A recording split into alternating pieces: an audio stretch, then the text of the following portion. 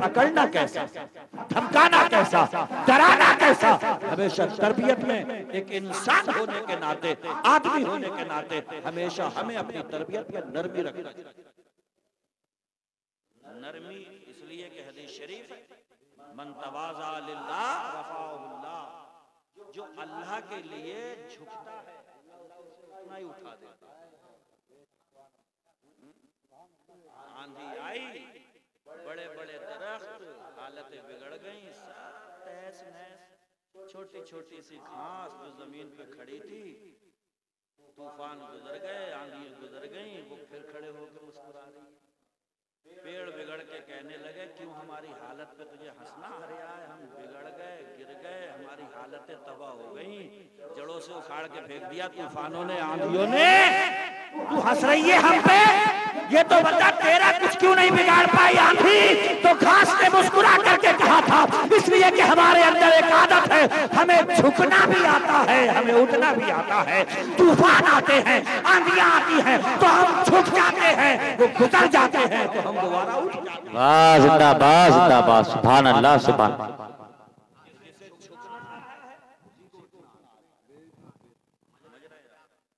जिंदगी में भी ये फार्मूला अपनाओ, झुक जाया करो, रिश्तों की बका के लिए झुक जाओ, एक दूसरे की इज्जत के लिए झुक जाओ, खानदानों को तबाही से बचाने के लिए झुक जाओ।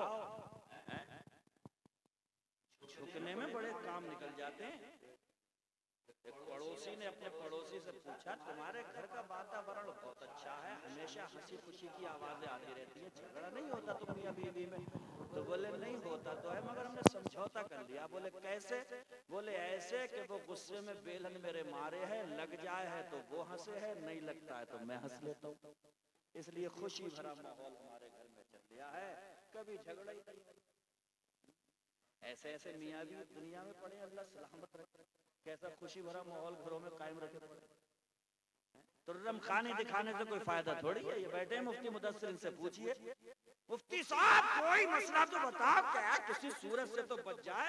गुस्सा बहुत था उस टाइम, तो तू क्यों गुस्सा बहुत था उस टाइम, नहीं सूझी तुझे? एक दे लेता, दो दे लेता, सुन्नत के मुताबिक दे लेता, घर बर्बाद कर दिया, बच्चों का मुस्तकबिल दांव पे लगा दिया। शैतान के गुस्से को दिमाग पे हावी करके पूरे घर को तहस नहस करके अब मुफ्ती साहब से कह रहा है मेरा घर बचा लो, बच्चे का मुस्तकबिल बचा लो, मुफ्ती साहब कोई तो सूरत निकाल दो। अल्लाह के बंदे, गुस्सा शैतान की तरफ से है। मेरे आका फरमा रहे हैं, जब कभी ये सवार हुआ करे तो आऊज़ु बिल्लाहि मिनश शैतानिर रजीम पढ़ा करो, गुस्सा दूर हो जाए। इस गुस्से ने थोड़े बहुत काम थोड़े बिगाड़े, बहुत काम बिगाड़े। बर्बादियों का सामान है ये, घरों के घर तबाह कर दिए इसने। एक साहब हुजूर की बारगाह में आए, आकर के कहने लगे या रसूलल्लाह मुझे कोई नसीहत कर दो। तो आका ने फरमाया ला तग़ज़ब, गुस्सा मत किया करो। बोले या रसूलल्लाह कोई और नसीहत कर दो। तो मेरे आका ने फरमाया ला तग़ज़ब, गुस्सा मत किया करो।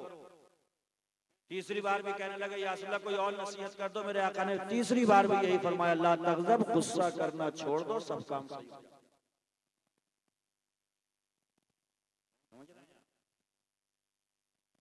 दुश्मन है हमारे समाज का, ये दुश्मन है हमारे घरों के वातावरण और माहौल का, तबाह करके रख देता है। गुस्से का सबसे बड़ा नुकसान ये है कि इंसान की जिंदगी को दीमक लगा देता है, उसकी जिंदगी को खुला के रख देता है, सेहत को उसको मुतासिर करके रख देता है। इसलिए अपने चेहरों पे सुन्नत नबवी के मुताबिक सुभान अल्लाह मुस्कुराहटें रखा करो। सब बोलिए सुभान अल्लाह, सुभान अल्लाह। इलाही से उनका इंतकाल हुआ, हमारा भी होगा। मौत से किसको रुस्तगारी है? आज ये कल हमारी बारी है। जाना है सबको, बिलाशुबा जाना है। जाने वाले कई तरह के होते हैं। एक वो है कि दुनिया से चले, जमीन भी रोया, आसमान भी रोया, जमीन भी रोई, आसमान भी रोया, सजदा का भी रोई। जितने बस्ती के लोग थे वो सब रोए। जैसे भी जाते हैं उनके जनाजे उठ रहे होते हैं, लबों के नीचे थोड़ा सा मुस्कुरा करके लोग कह रहे होते अच्छा ही हुआ सिमट गया। ऐसे जिया करो कि करें लोग आरज़ू, ऐसे मरा करो कि जमाना मिसाल दे। जिंदगी जीना भी एक हुनर है, आसान नहीं है ये। हदीस मुस्तफा आका फरमाते जो हक पर होते हुए झगड़ा छोड़ दे, आका फरमाते हैं जन्नत के बीचों बीच एक महल की जमानत उसकी मैं मोहम्मद ले दूं। लेकिन दिलगुर्दा चाहिए, झगड़ा और हक पर भी फिर उससे ये खत्म कर, हक पर भी हम सामने वाले से ये कहने के लिए दिलगुर्दा चाहिए, हिम्मत चाहिए, बड़े कलेजे का काम है कि चल यार माफ कर, जो हो गया छोड़, खाक डाल उससे, हिम्मत चाहिए। लेकिन थोड़ी सी हिम्मत अगर दिखानी, कलेजा अगर बड़ा कर लिया, अगर दिल थोड़ा सा बड़ा कर लिया, तो ये जमानत कोई दुनियादार नहीं ले रहा है, हबीबे किरदार ले रहा है, नबियों का ताजदार ले रहा है। मुस्तफा करीम फरमाते हैं जो हक पर होते हुए झगड़ा छोड़ दे, मैं मोहम्मद जन्नत के बीचों बीच एक महल की समान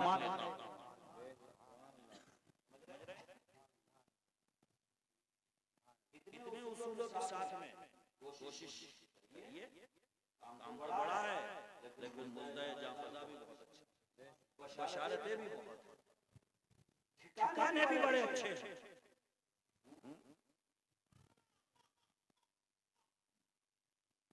कभी कभी लोग जो है वो दुनियादारी की मजम्मत बयान करते हुए इस हद तक गुजर जाते हैं कि वो ऐसा पैसा मालदार सबको ही लपेटे में ले लेते हैं। देखिए सीधी सच्ची बात यह है कि पैसा, धन दौलत, जमीन जायदाद, मर्तबा, रुतबा, शोहरत, रिफात, अज़मत, शौकत, ये सब चीजें अगर खैरो खूबी के साथ में है तो सुभान अल्लाह बहुत अच्छी। पैसा हजरत उस्मान गनी के पास में नहीं था, मदीना शरीफ में पानी नहीं था, यहूदी का एक कुआं, हजरत उस्मान गनी की दौलत काम आई, पूरा कुआं बेच नहीं रहा था, हजरत उस्मान गनी ने आधा खरीदा। यहूदी बोला आधा, बोले चल आधे का नाम बता, आधा ले लिया। तब देखो उस्मान गनी ने कहता फंदा डाला, उसे पूरा बेचना पड़ा। कुछ दिनों के लिए वो पानी पिलाता था, कुछ दिनों में तो उस्मान गनी का इधर वाला हिस्सा चलता था। हजरत उस्मान गनी ने कह दिया हमारे वाली तरफ से जब नंबर आए तो सब पीना और फ्री में पियो। लोगों ने पिया भी और भरा भी और सब इंतजाम कर लिया। जब उसका नंबर लगा तो कोई गया ही नहीं। तुमने मट्टी पलीत कर दिया, तुमने अपना सब फ्री सेवा कर दिया, हमारे पास कोई आए नहीं आया। तो बोला कि मेरा ये सब भी खरीद लो, तो उस्मान गनी ने फरमाया वो सब ही देते। दौलत ही तो थी, संपत्ति ही तो थी कि पूरा का पूरा कुआं उस्मान गनी ने खरीद करके मुसलमानों के पीने के लिए वक्त कर दिया था। दौलत ऐसी होना चाहिए कि अबू बकर जब मुस्तफा के पायनात पर अपनी दौलत कुर्बान करते हैं तो मुस्तफा अबू बकर के लिए फरमाते हैं मन सर्रहु अन यंजुर इला तिक़ मिनन नार फलयंजुर इला अबी बकर। जो जहन्नम से आजाद बंदा देखना चाहता हो वो अबू बकर को देख ले, जहन्नम से आजादी मिलेगी। सुभान अल्लाह, सुभान अल्लाह, जिंदाबाद। ऐसे भी काम आए हैं इस्लाम की नशर व शात। समझ रहे हैं? ये उसूल है कुछ, बाकी वही पहली वाली बात आएगी, हंगामे के साथ भी दिया जा सकता है। बाज इंसान को आप देखो, उसे देख के ऐसा लगेगा कि या अल्लाह ये क्यों है? दिन भर बाहर घूमा, कुछ पता नहीं, दोपहर को आगे खाना पक गया लगे, फिर बाहर निकला, कुछ पता नहीं, ना अल्लाह ना रसूल ना नमाज ना सुभान अल्लाह ना अल्हम्दुलिल्लाह। मगरिब के टाइम फिर आ गया, खाना बन गया लगे। अब कितने बज रहे हैं? 9। ठीक है, सो जा रहे हैं। सुबह को उठेगा, बोले हाँ सुबह को उठ जाऊंगा, फिर खाऊंगा, बोले फिर खाऊंगा, फिर क्या करेगा, बोले मर जाऊंगा। ऐसे बताओ, देखिए भैंसे निडौरी कर दो खा रही है, फिर कर दी फिर खा रही है, सुबह को उठ गई, थोड़ी देर सो ली, फिर एक वक्त तक वो मर गई। अफहसिब्तुम अन्नमा खलकनाकुम अबसा, जिसने पैदा किया है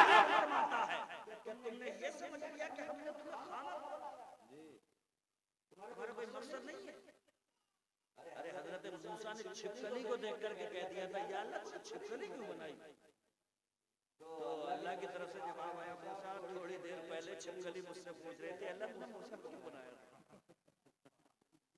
अल्लाह ने बताया मूसा कोई चीज बेमकसद नहीं है, हर चीज किसी न किसी गरज के तहत, हिकमत के तहत, मसलहत के तहत उसने बनाई है।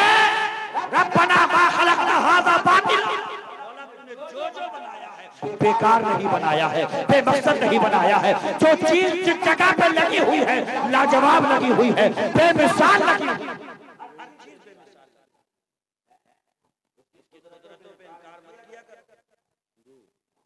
तरबूज की बेल पे तरबूज लगा हुआ देख के आम का पेड़ इतना बड़ा ऐसे हुआ होना चाहिए, और आम का पेड़ इतना बड़ा, छोटे छोटे से आम। बाग में गया, छोटी सी अमिया सर पे गिरी तो बोला या अल्लाह वो सही है, अगर तरबूज यहाँ लगा हुआ होता तो आज नहीं तरबूज मिलता होता। तेरी कुदरतों पे मैं कुर्बान जाऊं, तेरी हिकमत मसलियत है, तूने सही लगाया वहाँ तरबूज, यहाँ अमिया ही सही है, इसलिए कि अमिया से तो कुछ नहीं हुआ, मगर आज तरबूज होता तो मेरा तरबूज लहूलुहान हो गया होता, आज ये शहीद हो गया होता। मौला जो तेरी हिकमत कुदरत मसलियत है वो सब लाजवाब।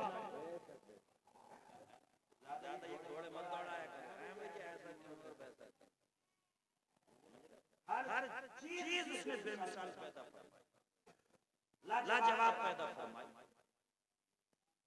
क्या फरमाता है? हमें बनाया, दुनिया में भेजा, और फिर फरमाता है देखो हमें भूल मत जाइए। दुनिया तुम्हें भूल जाएगी, रिश्तेदार तुम्हें भूल जाएंगे, घर वाले तुम्हें भूल जाएंगे, गिले शिकवे पैदा हो जाएंगे, दूरियां हो जाएंगी, अकेले में घूमते रहोगे, तन्हाइयां तुम्हें सताएंगी। लेकिन फरमाता है फज़कुरूनी अज़कुरकुम, तन्हाई में होना चाहे जहां होना, कोई मिले या ना मिले, कोई याद करे या ना करे, फज़कुरूनी कोने में बैठ के तुम मुझे याद करना, मैं फरिश्तों की अंजुमन में तुम्हें याद करूंगा।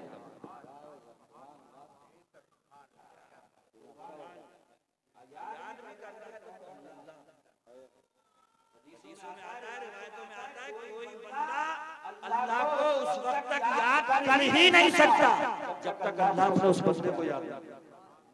हज़रत राबिया बसरी बड़े दावे से कहा करती थी और मुस्कुरा के कहती थी अल्लाह याद कर रहा है मुझे, तो लोग पूछते थे कैसे, तो फरमाती थी इसलिए कि मैं अल्लाह को याद करता हूं।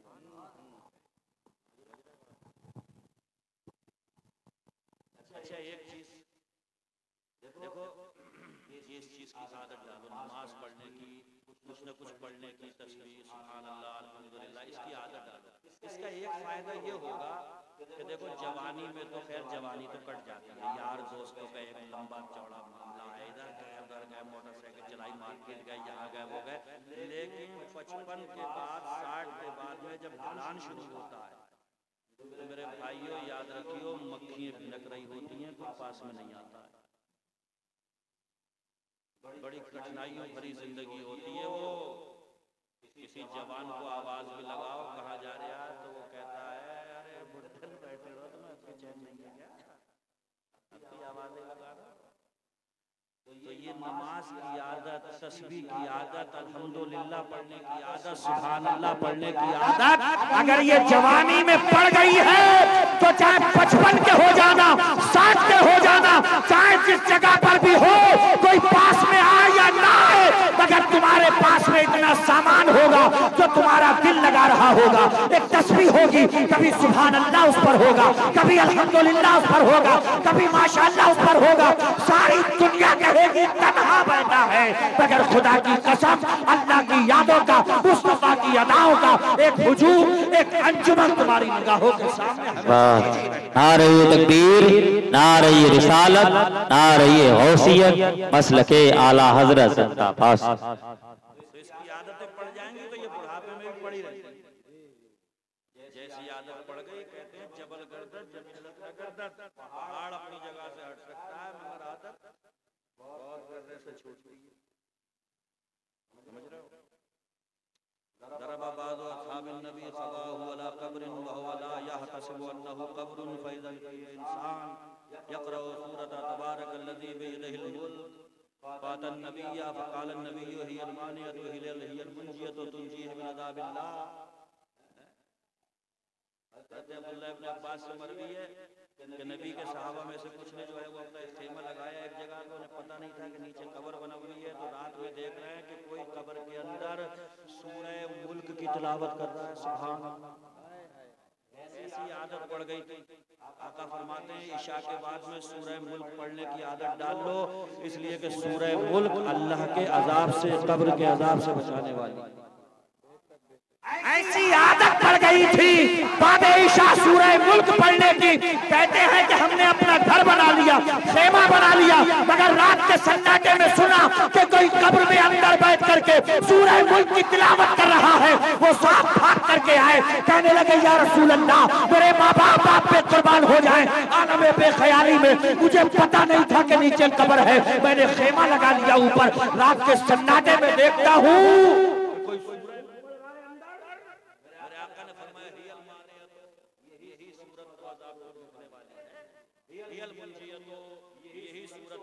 अज़ाब से निजात देने वाली है। आदत पड़ गई कब्र में भी नहीं छूटी, अच्छी आदत पड़ जाए तो कब्र में भी नहीं छूट रही है। साहब बैठे हैं, मिशकात शरीफ की हदीस का मफ़हूम बयान करूं। कब्र को मुर्दे को कब्र में रखा जाता है, और मुर्दा अगर 5 वक्त नमाजी है तो मिशकात शरीफ की हदीस है, आका दो आलम फरमाते हैं मुर्दे को रखा गया, मुनकर नकीर 2 फरिश्ते आए, उन्होंने आकर के उठाया। हदीस शरीफ में आता है जब फरिश्ते आकर के उसे उठाते हैं तो कब्र में उसे ऐसा लगता है जैसे कि सूरज डूब रहा है, असर का वक्त जा रहा है। वो मुर्दा फरिश्तों से कहता है जो कुछ करना है बाद में करियो, सूरज डूब रहा है, पहले मुझे असर की नमाज पढ़ने दो।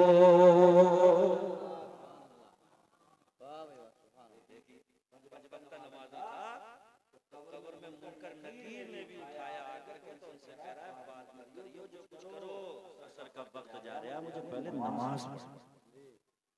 तो फरिश्ते कहते हैं छोड़ आया वो दुनिया तू जहाँ पे ये नमाजें पढ़ा करता था, अब उन नमाजों की बहारें तू अपनी कब्र में देखेगा, मजे लूटेगा, उसका अजर मिलेगा तुझे, उसका सिला मिलेगा। जितनी नमाजें पढ़ करके आया है अब उसकी बरकतें तू अपनी कब्र में समेटता रहेगा। छोटी छोटी सी बातों पे बहाने मत बना दिया करो। बिलासपुर तक चले गए और टाइम हो गया, हमने कहा नमाज पढ़ ले तो छींटे आ गई। तो गाय की छींटे आ गई खुदा के बंदे, और छींटे अगर आ गई तो सबसे आसान काम यही लगा कि नमाज छोड़ दो। कपड़े बदले भी जा सकते हैं, धुले भी जा सकते हैं, कुछ भी किया जा सकता है, लेकिन नमाज जैसी इबादत इसको मत छोड़ो। फारूक आज़म के बेटे हजरत अब्दुल्ला एक बयाबान से गुजर रहे थे तो झाड़ियों में कब्र बनी हुई देखी, तो आपने अपने साथियों से फरमाया उस मेरे साथियों रुको रुको। उस वीराने के पास में गए, उस कब्र के पास में पहुंचे, आपने नियत बांधी, 2 रकात नमाज अदा करी। साथियों ने पूछा इस वीराने में, इन झाड़ियों में ये आपका कोई जान पहचान का है, मुलाकात थी पहले से, कौन है ये, किसकी कब्र के बराबर में खड़े होकर क्या आपने 2 रकात नमाज अदा की है, पहले से जान पहचान थी कोई?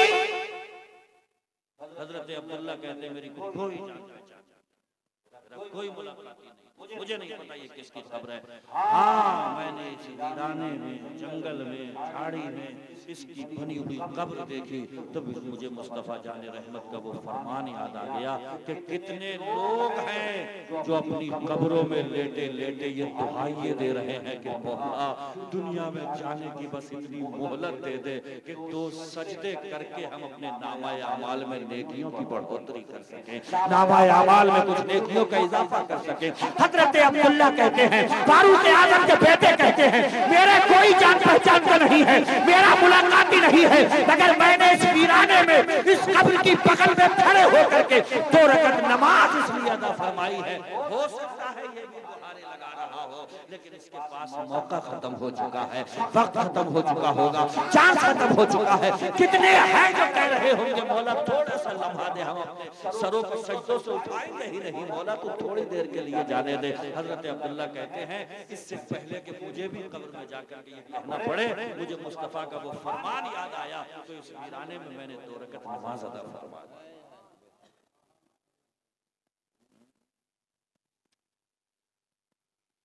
सबको गुजर जाना है, कोई भी नहीं चाहता। किसी बच्चे ने आज तक ये नहीं चाहा कि मेरी ममता मुझसे रूठे, मगर रूठ गई। किसी बच्चे ने ये नहीं चाहा कि मेरे बाप का शफकत भरा हाथ मेरे सर से उठे, मगर उठ गया। किसी बाप ने ये नहीं चाहा कि जवान बेटे की मैयत पे मुझे रोना पड़ जाए। किसी ने नहीं चाहा कि हंसता खेलता घर उजड़ के रह जाए, मगर उजड़े नहीं। कोई बाप ये नहीं चाहता कि मेरे बुढ़ापे का सहारा लाठी मुझसे छिने, मगर छिनी है इस दुनिया में। जवान बेटों के लाशें बापों ने अपने कांधों पे ढोए हैं, उन्हें ढोना पड़े हैं। क्यों? इसलिए उसकी मर्जी है, जब चाहे, जैसे चाहे, जिसको चाहे, जिस हाल में चाहे अपने पास। कोई ऑब्जेक्शन उठा सकते हो? FIR कटवा सकते हो? एप्लीकेशन दे सकते हो? कुछ नहीं। कैसे को बनाता है, बनाने के बाद में बिगाड़। उसने ऐसे को बनाया वो गए तो धूले उठ गई, लोगों की भीड़ जमा हो गई, फुलाने आ गए। ऐसे फुलानों को बना बना करके वो मारता है एक दिन और बताता है कि शौकत अज़मत रिफत बुलंदियां भी मैं ही देता हूँ, और फिर एक दिन जिस्म से रूह निकाल के मुर्दा भी मैं ही देता है। बड़ी शान, तबारकल्लज़ी बियदिहिल मुल्क, खुद फरमाता है बड़ी बाबरकत है वो ज़ात जिसके दस्ते कुदरत में सारी बादशाहत। जब चाहे, जैसे चाहे, जो करे। वाकया बयान भी करते हैं लोग, और कुछ लोगों ने किताबों में भी लिखा है। एक बुजुर्ग की मुलाकात हुई हज़रत मलकुल मौत से, तो उनसे पूछा तुमने तो बहुत रूहें निकाली हैं, तुम्हें किसी रूह निकालते वक्त मतलब थोड़ा सा एहसास कभी हुआ? मलकुल मौत कहने लगे हाँ, 2 मौके ऐसे आए कि थोड़ा मैं भी ठिठक के रह गया ये क्या होने जा रहा है। तो उन बुजुर्ग ने पूछा क्या हुआ था? तो मलकुल मौत ने बताया कि एक मर्तबा ऐसा हुआ, एक दरिया था, उसमें एक कश्ती जा रही थी, दरिया में मौजें उठी, तूफान आ गया, कश्ती के तख्ते बिखर गए। एक तख्ता सतह आब पर पानी के ऊपर बह रहा था, उस पे एक औरत बैठी थी, वो औरत पेड़ से थी, बच्चे की विलादत का वक्त करीब था, बच्चे की विलादत हुई, उसी तख्ते पे बच्चा, उसी तख्ते पे औरत, बीच दरिया। समझ में नहीं आता था कि अब यहाँ से होगा क्या, कहानी शायद कहाँ जाकर के होगी। एक बच्चा जो पहले दिन का है, अभी विलादत हुई है उसकी। मलकुल मौत कहते हैं अल्लाह ने मुझे हुक्म दिया था, मलकुल मौत इसकी माँ की रूह कब्ज़ कर। मलकुल मौत कहते हैं वहां पर मैंने सोचा या अल्लाह इस बच्चे का ये तख्ते पे है और इस बच्चे का सहारा इसकी माँ है, और उस माँ का सहारा है पहले दिन का है। और अल्लाह फरमा रहा है कि मलकुल मौत इस बच्चे की माँ की रूह निकालो। कहते मैंने निकाली, मगर मैंने एक लंबा सोचा कि ये बच्चा कहाँ जाकर करेगा। लेकिन वो कहते हैं कि अल्लाह बचाने पे आए तो फिर मुस्तफा जाने रहमत को कबूतरी के अंडों से बचा लेता है, मकड़ी के जाले से बचा लेता है। तब तो यही मारते रह गए, मक्के से चले मदीने हिजरत जा रहे थे, कार में जो है वो मेरे आका तशरीफ फरमा हो गया, पीछे से वो कम वक्त लगे हुए थे कार के, वो जो कार उसके पहुंचे मुंह पे तो बोले इसमें कैसे हो सकते हैं, मकड़ियों के जाले तने पड़े हैं, कबूतरियों ने अंडे दे दिए। सुभान अल्लाह, वो बचाता है तो कबूतरी के अंडे और मकड़ी के जालों से बचा लेता है, और जब मारने पे आता है तो नमरूद को एक मच्छर